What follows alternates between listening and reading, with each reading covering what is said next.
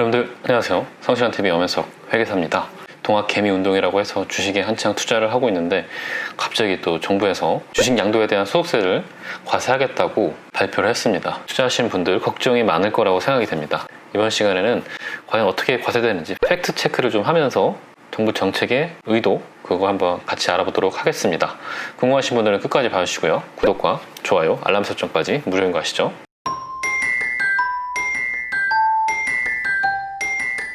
십 년째 주식을 들고 있는데 갑자기 또 양도소득세를 낸다고 생각하니까 좀 막막하네요. 기재부의 보도자료에 따르면 일단 너무 걱정 안 하셔도 된다. 어떤 내용인지 살펴보도록 하겠습니다.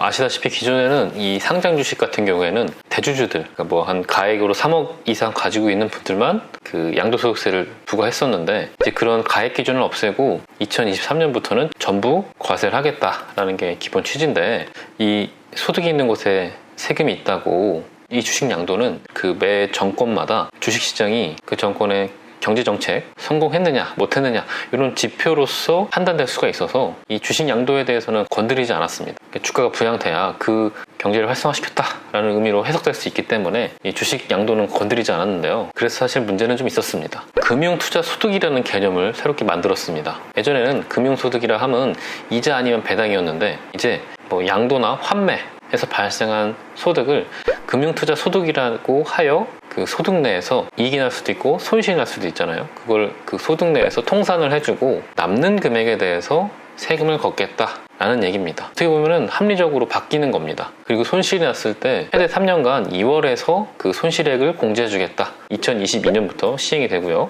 그리고 이제 2023년부터는 국내 상장 주식을 양도했을 때 1년 안에 양도소득이 2천만 원 이상 발생하면 그 2천만 원 이상 초과분에 대해서 과세를 하겠다라는 겁니다. 이때 세율은 20%와 25% 두 가지 2단계 구조인데요. 과세 표준이 3억 이하는 20%, 3억 초과는 그 3억 초과분에 대해서 25% 이렇게 누진 과세를 하겠다는 내용입니다. 주식으로 1년에 양도 차익 2천만 원 내기가 쉽지가 않습니다. 사실 저도 주식을 해봤지만 1년에 한 2, 30만 원 만들어도 감사한 일입니다. 저 같은 경우에.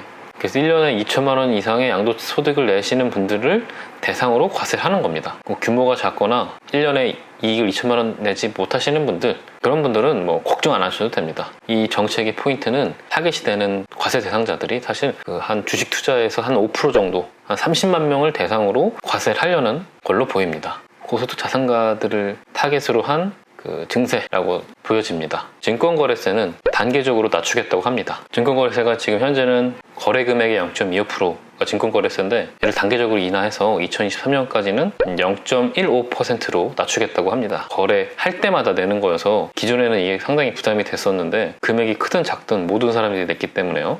증권거래세는 좀 낮추면서 양도소득세를 걷는 그런 모양이 됐습니다. 근데 이 증권거래세 낮춤으로써 소규모 투자자들은 일정 부분 혜택을 좀 보겠지만 반대로 이 양도소득세를 올리니까 전반적으로 세수에 미치는 영향은 거의 비슷하지 않을까라는 좀 생각이 듭니다.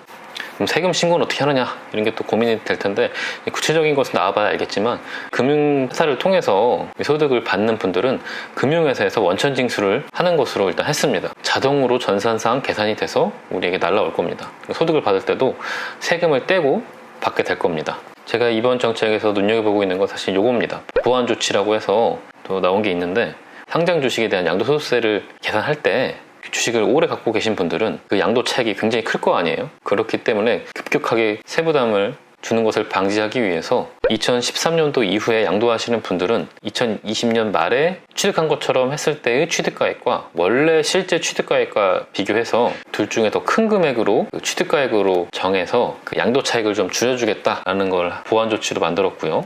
그리고 또 하나는 이게 보완 조치인지는 잘 모르겠는데, 내가 주식을 내 자녀에게 예를 들어 증여를 했어요. 증여받은 주식을 1년에 처분했다. 그랬을 때는 처분 금액과 부모님이 갖고 있었을 때의 취득가액으로 보고 양도차익을 계산해서 부당하게 세금을 줄이는 걸 막겠다라고 이렇게 하나 또 만들었습니다. 그러니까 이거는 부동산에서도 이런 제도가 있거든요. 부동산은 5년 내 양도했을 때 그런 규정이 적용되는데, 얘는 주식은 1년 내 양도했을 때 그런 규정을 적용하겠다라는 겁니다. 세법을 개정할 거라고 하니까 아마 이대로 통과되지 않을까 싶고요. 드디어 주식에도 과세되고 부동산에도 과세되고 비트코인도 과세한다는, 대부분 투자 상품에 대해서 과세를 하겠다고 합니다. 과세 형평을 위해서 필요한 조치일 수도 있고요. 또 그로 인해서 투자를 좀 위축시킬 수도 있지 않나 라는 좀 걱정이 들면서, 그러니까 주가가 떨어졌으면 이런 과세를 도입할 수가 없는데 지금 주가가 계속 유지되는 걸 보고 자신감을 얻은 게 아닌가 싶습니다. 굉장히 부담스러운 정책임에도 불구하고 추진하는 게 아닌가 싶습니다. 이렇게 되면 한국 주식시장에 대한 메리트가 좀 떨어지는 게 아닌가 싶기도 하고요. 그러다 보면 전체적으로 주가 부양에는 좀 악영향을 미치지 않을까, 그런 생각이 좀 듭니다. 아직 2023년에 본격적으로 과세를 되는 거니까요. 지금 당장 너무 걱정 안 하셔도 될 것 같고요. 2023년까지 가봐야 또 알지 않을까 싶기도 합니다. 오늘 영상 여기까지고요. 영상이 유익하셨다면 구독과 좋아요, 알람 설정까지 부탁드리고 저는 또 다음 영상에서 뵙겠습니다.